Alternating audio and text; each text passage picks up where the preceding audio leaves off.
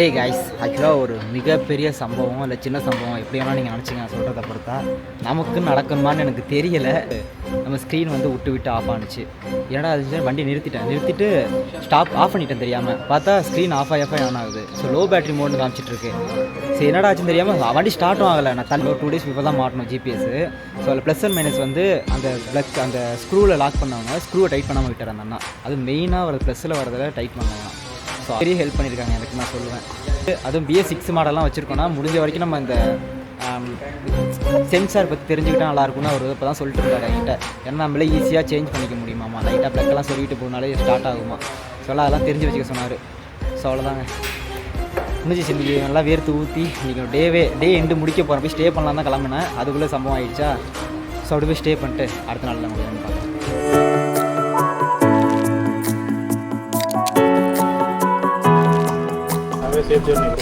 Okay bro, thank you. I'm recording YouTube bro. Thank you so much. Thank you. Your name bro? Teja. Okay, thank you bro.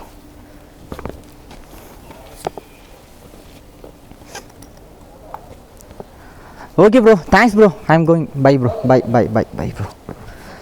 அப்பா கொஞ்ச நேரத்தில் உசுறு வந்துச்சுங்க எனக்கு. போயிட்டு நீங்கள் வேறு இவங்க பை அப்பா இவங்க மட்டும் இல்லைன்னு வச்சுங்க நான் நேரம் பைத்தியம் பிடிச்சிருக்கேன் எனக்கு. நல்ல மனிதர்கள். கொஞ்ச நேரத்தில் அள்ளு விட்டுருச்சு எனக்கு. அள்ளு விட்டுச்சுன்னா என்ன பண்ணுறதுன்னா, எனக்கு வண்டி ஃபுல் லோடுங்க. எதுவுமே பண்ண முடியாது என்னால். தள்ள கூட முடியாது நடந்ததுனால. நான் ஃபுல்லாக என்னோடய டைல் பேக்கெல்லாம் கழட்டி வச்சுட்டு வெறும் டாப் பாக்ஸ் வச்சு தள்ளினதுக்கே எனக்கு மூச்சு ஐயோ முடிஞ்சுக்கிட்டு எனக்கு. இன்னும் சாப்பிட வேற இல்லை. இல்லை நான் எங்கே இவ்வளோ பெரிய தள்ளிட்டு வர்றது. சரி கடைசி என்ன நடந்திருக்குன்னு பார்த்தா, ஜிபிஎஸ் மாட்டும் போது ப்ளஸ் அண்ட் மைனஸ் பேட்டரியில் ஃபிக்ஸ் பண்ண அந்த அண்ணா வந்து டைட் பண்ணாமல் விட்டார். இப்போ இதை அந்த ஸ்க்ரூவை, பேட்டரியில் உள்ள ஸ்க்ரூவை. அதனால பவர் விட்டு வந்ததுனால பேட்டரி இது டிஸ்பிளே ஆஃப் ஆனாச்சுல. ஆனாகும்போது ரீசெட் ஆகிடுச்சு ஃபுல்லாக எல்லா சிஸ்டம், அதாவது எல்லா ஆப்ஷனுமே ரீசெட் ஆகிடுச்சு. ஸோ அதனால் இதில் வந்து 5000 கிலோமீட்டர் ஒன் டைம் சர்வீஸ் பண்ணுற மாதிரி காமிக்கும். அந்த டியூ வந்து மிஸ் ஆன மாதிரி காமிச்சதுனால ஆஃப் ஆஃப் ஆகுது. ஒரு 100 கிலோமீட்டர், அதே 20-30 கிலோமீட்டர் போனால் ஆஃப் ஆகிடுமா தானா. ஸோ திருப்பி ஒரு அரை மணி நேரம் கழிச்சா திருப்பி ஆன் ஆகுமா. இது வந்து சிஸ்டமில் வந்துடுறதாம்மா, சென்சார் ஆமாம். ஸோ அப்புறம் இவங்க தான் பண்ணிவிட்டு அப்புறம் மறுபடியும் ஃபுல்லாக செக் பண்ணாங்க. ஒரு டைம் செக் பண்ணிவிட்டு வண்டி ஒரு டைம் அவரே ஓட்டி பார்த்துட்டு வந்தாப்பில் போயிட்டு ரெஸ்ட் எடுத்துப்போம். அவர் போய் ஓட்டி பார்த்துட்டு வந்து எதுவும் ப்ராப்ளம் இல்லைன்னு சொல்லிட்டு அப்புறம் பார்த்தா செயின் லூஸாக இருந்துச்சு. ஏன்னா இப்போ தான் நம்ம டயர் மாற்றிட்டு வந்தோம். ஸோ அதை மாற்றினாங்க. அப்புறம் செயினை மாற்றிட்டு செயினை லூஸ், அதாவது செயினை டைட் பண்ணிவிட்டு செயின் லூப் அடித்து கொடுத்தாங்க. அவங்களே அடித்து கொடுத்துட்டு அப்புறம் அதான் ஃபேனுக்குன்னு ஃபுல்லாக ஒரு செக் பண்ணாங்க. இதுக்கும் ஒரு டைமு. ஏன்னா வேர்த்து ஊற்றி கொய்யால கேடிஎம் வச்சுருந்தீங்கன்னா முடிஞ்ச வரைக்கும் இந்த சென்சார் பிரச்சனைலாம் கொஞ்சம் தெரிஞ்சு வச்சிங்க, நல்லதுப்பா. ஜிபிஎஸ் மாட்டினானு ரொம்ப நல்ல ஒர்க்கர் தான். தெரில சம்டைம் அது மிஸ் ஆகிருக்கும். ஆனால் என்ன பண்ணுறது, அவர் மிஸ் பண்ணதுனால இப்போ நம்ம பட்ட அவதி நமக்கு தான் தெரியும். என்ன பண்ணுறது. Okay cool. எங்கேருந்து நான் கால் பண்ணாங்க அப்போ இதுதான் இன்சூரன்ஸ் நமக்கு முடிய போகுதுங்க, 1 year உள்ளது. ஸோ அதுக்கு கால் பண்ணியிருக்காங்க ரெனியூவல் பண்ணுறதுக்கு. பண்ணி தான் ஆகணும் கண்டிப்பாக நம்ம. ஏன்னா லடாக் போகிறோம். இல்லை 7th வரைக்கும் இருக்குன்னு நினைக்கிறேன். பண்ணிக்கலாம்.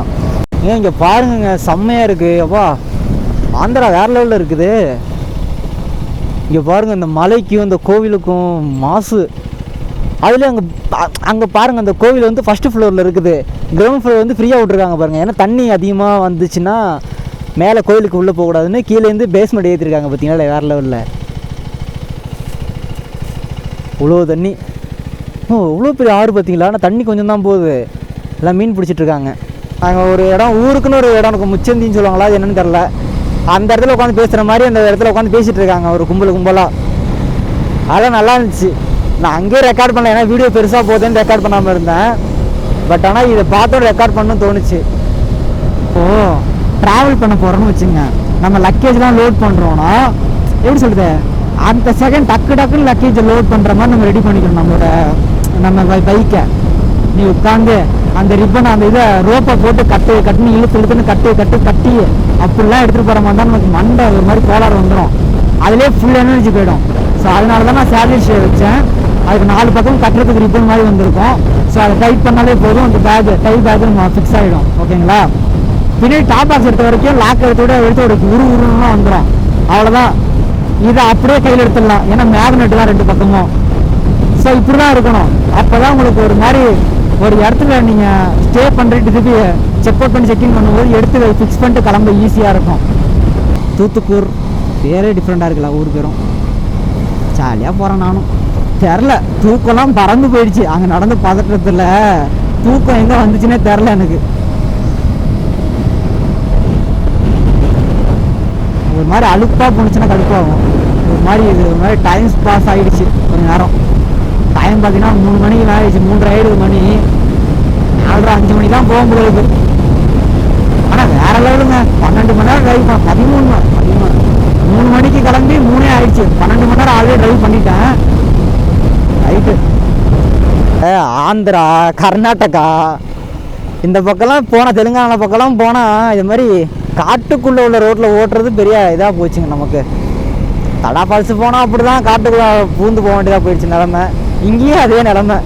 இது இங்கேருந்து கரெக்டாக ஒரு 20 கிலோமீட்டர் ரேர் ஓடாங்க. இதில் போயிட்டு லெஃப்ட் எடுத்தோம்னா 10 கிலோமீட்டரில் நான் அந்த போக வேண்டிய லொக்கேஷன் சொன்னாலே ஸ்டே போட போகிறோன்ட்டு அந்த லொக்கேஷனுக்கு போயிடுவாங்க. தடி முள்ளு காட்டுக்குள்ளெல்லாம் பூந்து போகிற நிலமை வருது எனக்கு. தெரியல, எனக்குன்னு இப்படி வந்துடும் போல இருக்குது. நம்ம இப்போ நார்மலாக போனாலே இந்த ரூட்டுக்குள்ளே கொண்டு வந்துடும் போல இருக்குது. ஹைவேலே போகிற மாதிரி தான் பிளான் பண்ணி வந்தேன். இப்படி கொண்டு போகுது நம்மளை. அதில் நான் ஒரு மாதிரி ஜாலியாக தான் போயிட்டுருக்கேன்.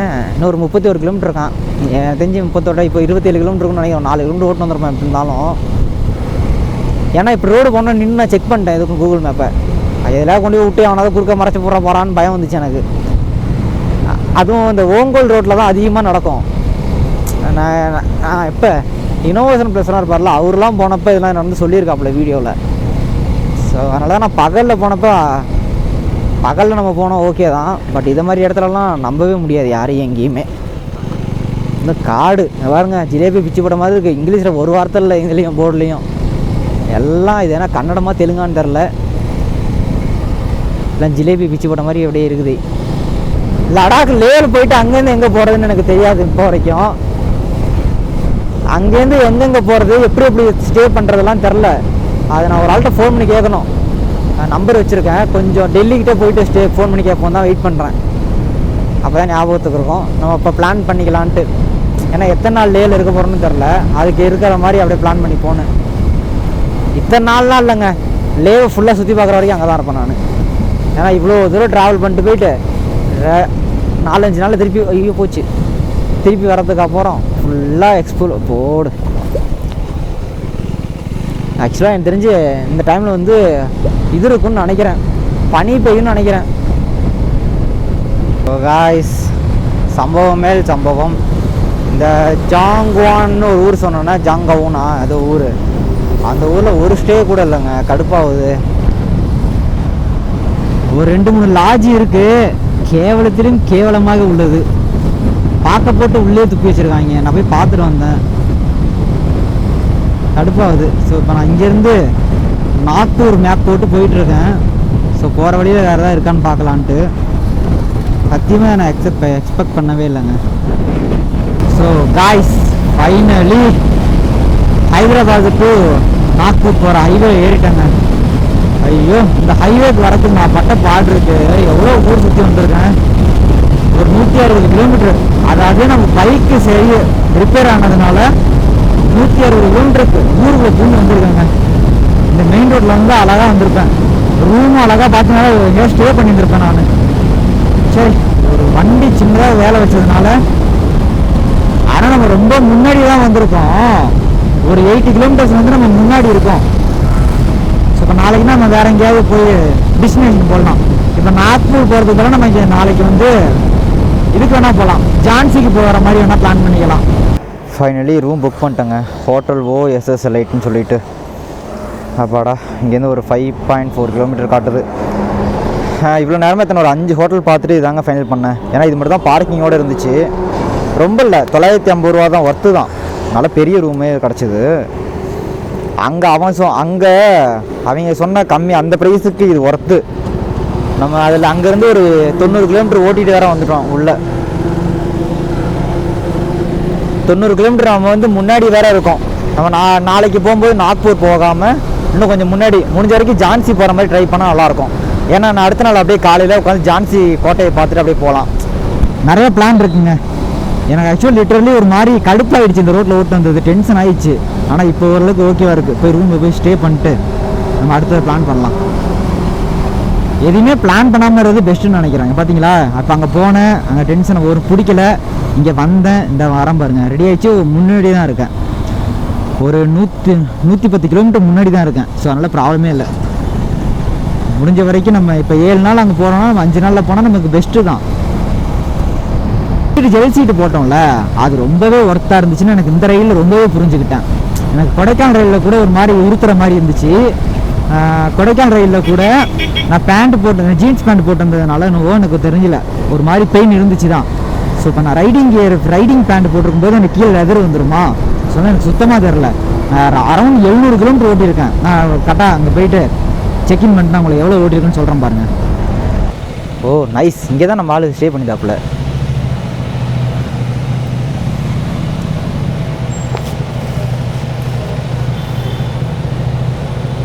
Bro, I have one booking, bro.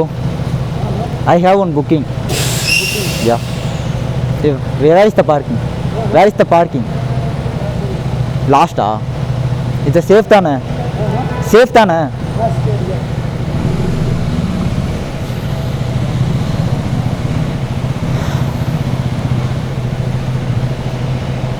இங்கே விட சொல்கிறான், அங்கே வேணாம், இங்கே விடுவோம். ஓ ஓகே, இது யாருமா ஸ்டே பண்ணியிருந்தா? இங்கே வந்து நம்ம இனோவேஷன் ப்ளஸ்லாம் இங்கே தான், இனோவேஷன் ப்ளஸ் ப்ரோ இருக்கார்ல, அவர்லாம் இங்கே தான் ஸ்டே பண்ணியிருந்தார். இப்போ தான் ஞாபகம் வருது, அண்டர் கிரவுண்டுன்னு தான் ஞாபகம் வருது. அவருமே இது மாதிரி தான் புக் பண்ணியிருப்பாங்க. நான் உங்களுக்கு காய்ஸ் ஃபைனலி நம்ம ரூமுக்கு வந்துட்டோங்க. ஸோ இப்போ நம்ம எங்கே ஸ்டே பண்ணியிருக்கோம்னு பார்த்தீங்கன்னா கரீம் நகர்லங்க. நம்ம வந்து Chennai to Karimnagar 750 kilometre வந்து நம்ம ஒரே நாளில் ஓட்டிட்டு வந்துட்டோம். நான் இப்போ வீடியோ பார்த்தீங்கன்னா உங்களுக்கு தெரிஞ்சிருக்கும் கண்டிப்பாக. அங்கே இன்னொரு இடத்துல ஸ்டே பண்ண மாதிரி பெரிய பிளான் இருந்துச்சு. ஸோ அங்கே ரூம் கிடைக்கல. ஸோ அப்போ தான் பெரிய சிட்டி இங்கே ரூம் இருக்குன்னு சொன்னதுனால நான் நேராக இங்கேயே வந்துட்டேன். ஸோ வந்து தான் அந்த ரூம் புக் பண்ணியிருந்தோம். இது வந்து நம்ம அகோடாவில் புக் பண்ணியிருந்தோம். எவ்வளோ வந்துச்சுன்னு கேட்டிங்கன்னா இது ஒரு 951 ரூபா தான். நல்லாயிருக்கு. ஒரு சேரு, ஒரு டேபிள், 3 பேர் படுக்கிற மாதிரி பெரிய பெட்டு ஒன்று வித் ஏசியோடு தந்துருக்காங்க. பாத்ரூம் நீட்டாகவே இருந்துச்சு அங்கே. ஸோ நல்ல ஸ்பேசியஸான ரூமு, ஒர்த்து தாங்க அந்த பைக்கு. ஆக்சுவலாக இந்த அமௌண்ட்டுக்கு இந்த ரூம் ஒர்த்து தான். ஏன்னா நான் அங்கே முன்னாடி ஒரு ஸ்டே பண்ண போகிற இடத்துல வந்து 1000 ரொம்ப கேவலமான ரூம் கொடுத்தாங்க.